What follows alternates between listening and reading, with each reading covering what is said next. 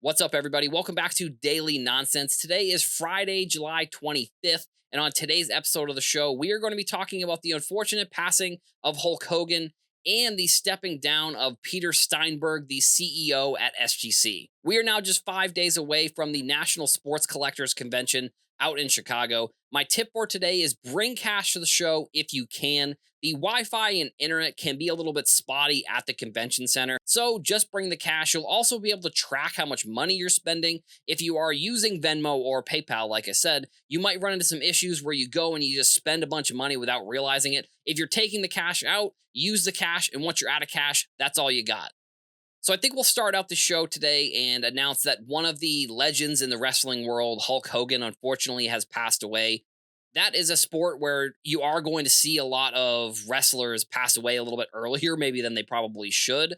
Unfortunately, because of the beatings, especially wrestlers from that era, I think that era of wrestling was probably a lot less safe than it is today. The precautions that wrestlers and the precautions that the companies take nowadays are on like a whole nother level. And I think, from a sports card perspective, and sometimes it's when you're speaking about death, it can be hard to kind of talk about how it relates to our industry. But I mean, this is always a good. It's always a good time to remember that when stuff like this happens, unfortunately, when someone passes away like Hulk Hogan did, you're probably going to see an uptick in his prices. People are going to want to capitalize on the his name in the news, and you're going to see more cards selling. You're probably also going to see higher prices on some of those cards. This is just it's the same thing. It's happened across every single sport whenever an athlete or a professional or someone passes away. That's just always what you see. Just like wait a couple weeks if you really want to buy one of those cards. I know that like buying a card like this at a time like this can be very nostalgic. It can be very healing for some people. Like if Hulk Hogan was your favorite wrestler of all time, if you're a Hulkamaniac and you've got the wig, you've got the ripped up t-shirt, you've got the mustache, like this could probably be a hard time for people who are like I said, Hulkamaniacs. And unfortunately, you're going to see higher prices. So just wait like a week or two.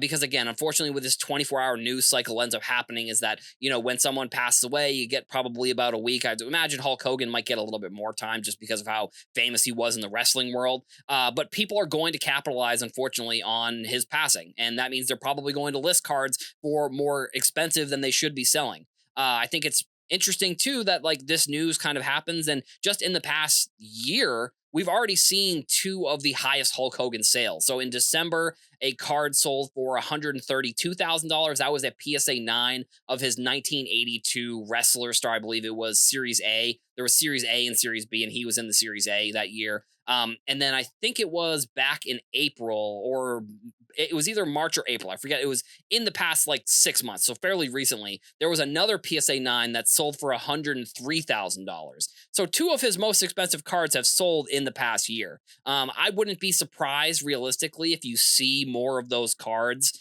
more of his PSA 9s. There are no PSA 10s. That's something that I think is kind of interesting. There's 18 PSA 9s. There's 443 total graded, which that seems pretty low, but I mean, I guess at the same time, maybe in 1982, the sports card industry was not making a ton of wrestling cards, so that's why you're going to see there not being many of his cards great. I think in that set, it's a really kind of a crazy set too if you think about it, because it has Hulk Hogan, there was Ric Flair, and then there was Andre the Giant. And I mean, if you are a wrestling fan, you know that those are three of probably the most iconic wrestlers of all time. All of their first cards came in this 1982 set. So at the National, for example, you're probably going to see some of these cards sell. I mean, I hope that you're going to see more of them at least come to the surface.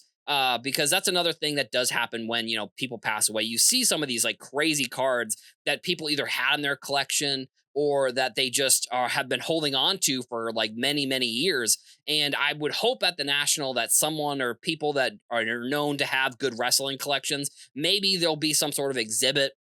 It is kind of last minute, but I wouldn't be surprised if, one of the big auction houses or one of the big sports card companies were to step in here and reach out to people who have these crazy Hulk Hogan cards and, potentially look and say, hey, if you want to bring those here, we'll put them on display. So there's a chance that you probably will see some crazy either autographs or whatever the Hulk Hogan crazy cards there are. And I don't know. I'm not really going to touch on the WWE necessarily because WWE obviously taken over by Topps, was with Panini for quite some time. But that's the way that things are with Topps now. They have the WWE.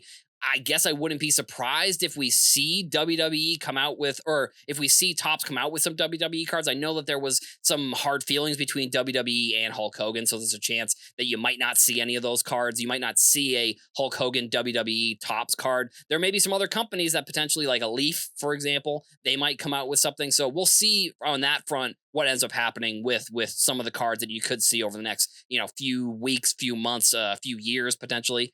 The other news is that Peter Steinberg has stepped down as the CEO of SGC. Or he's one of the people within the industry that has put his face out there as the face of a company, SGC, and like put out videos. And even in his goodbye response, he was saying whether it was good news or bad news, he was always the one that wanted to be in front of the camera, wanted to be telling the people in the sports card industry what SGC was doing and what the news was. And I think what's most impressive to me, honestly, is that Peter brought SGC really from I think that they were in the conversation for top grading card companies for quite some time, but I don't think anybody really. It was BGS and PSA for decades, and then SGC comes in, and Beckett and BGS still have a spot for people who want to get certain cards graded. But I think, in my opinion, SGC has really taken over that number 2 spot. And that also,